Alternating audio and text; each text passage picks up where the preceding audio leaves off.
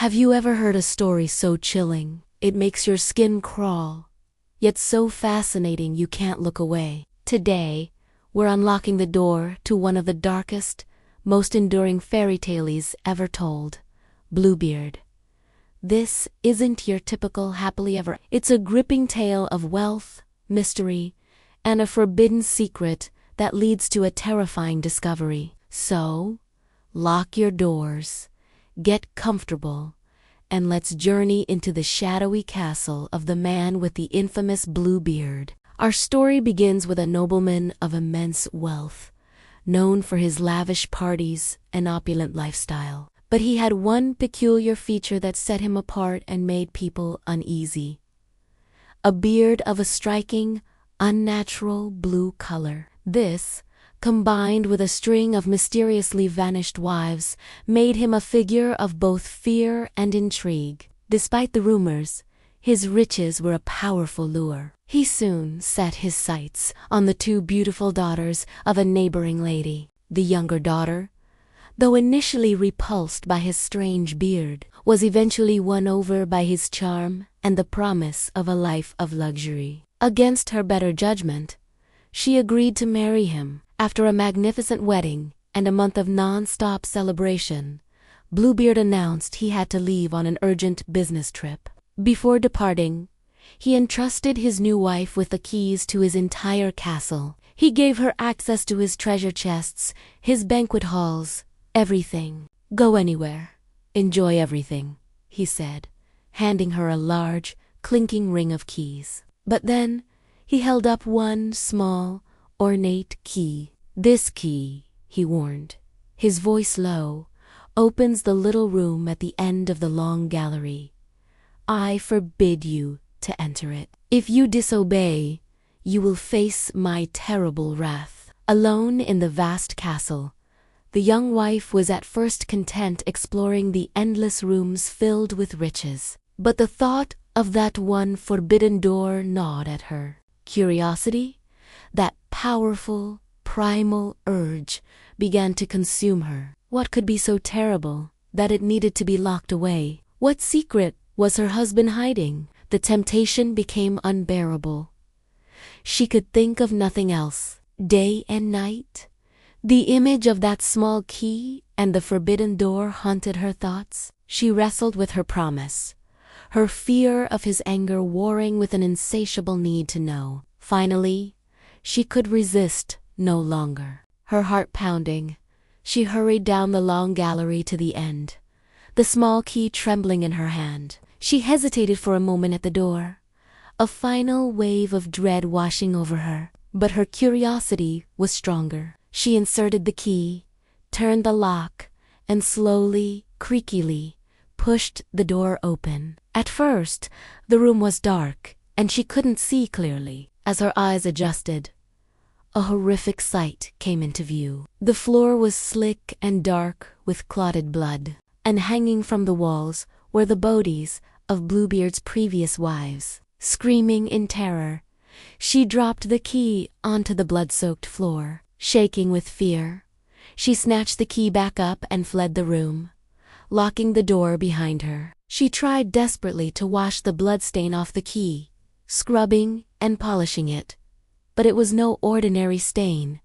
The key was enchanted. The more she tried to clean it, the brighter the bloodstain appeared. She tried one side, and the blood appeared on the other. It was a permanent mark of her disobedience, a scarlet testament to the gruesome secret she had uncovered. Her dream of a fairy tale life had just turned into an inescapable nightmare. Just then, she heard the sound of a carriage. Bluebeard had returned, unexpectedly early. He greeted her calmly, but then he asked for the keys. With a trembling hand, she gave him the large ring, hoping he wouldn't notice the small one was missing. But he did.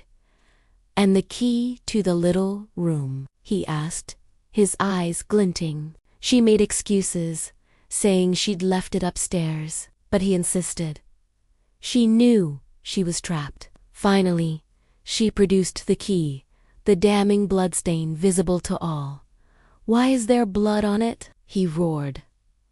You have been in the forbidden room. Very well, madam, you shall take your place among the ladies you saw there. She fell to his feet, begging for her life, but he was merciless. He gave her 1/4 of an hour to say her prayers before he would end her life. Desperate, she ran to the highest tower of the castle and called out to her sister, Anne. "Sister Anne, do you see anyone coming?"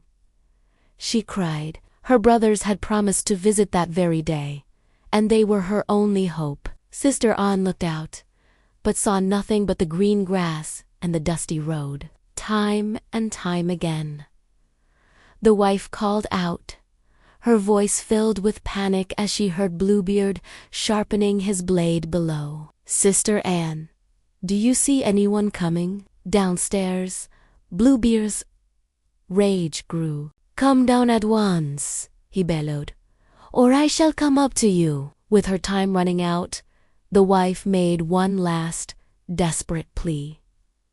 Sister Anne, do you see anyone coming?" This time, a cloud of dust appeared on the horizon. It was her brothers, 2 brave soldiers, riding as fast as they could. Just as Bluebeard grabbed his wife by the hair, ready to strike, the gates burst open. Her brothers stormed in, swords drawn. They challenged the monstrous Bluebeard and, after a short, fierce fight, they defeated him, ending his reign of terror for good. With Bluebeard gone, his young wife inherited his entire fortune. She used a portion of it to provide a dowry for her sister Anne, another part to buy captain's commissions for her heroic brothers, and the rest she kept for herself. She eventually remarried, finding a truly good man who helped her forget the horrors she had endured in Bluebeard's castle.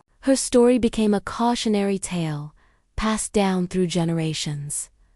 So, what is the real lesson of Bluebeard? On the surface, it's a terrifying warning against disobedience and curiosity. The classic moral attached to the story often blames the wife for her own fate, suggesting that a woman's curiosity leads to trouble. But if we dig a little deeper, we find a much more empowering message.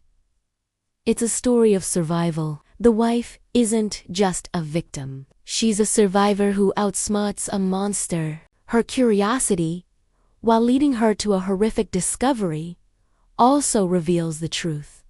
It exposes the villain. Her quick thinking in calling for her brothers is what ultimately saves her. This tale forces us to ask important questions about trust, secrets, and intuition. The wife initially ignored her gut feeling about Bluebeard, seduced by wealth and charm. Her journey into the forbidden room is a journey into the dark truth hidden beneath a polished exterior. It's a powerful metaphor for uncovering hidden abuse and facing uncomfortable realities, even when society tells you to look the other way. The story resonates so strongly even today because it taps into our deepest fears about what lies behind closed doors, both literally and figuratively. It reminds us that sometimes the most dangerous monsters are the ones who look the most charming. In the end,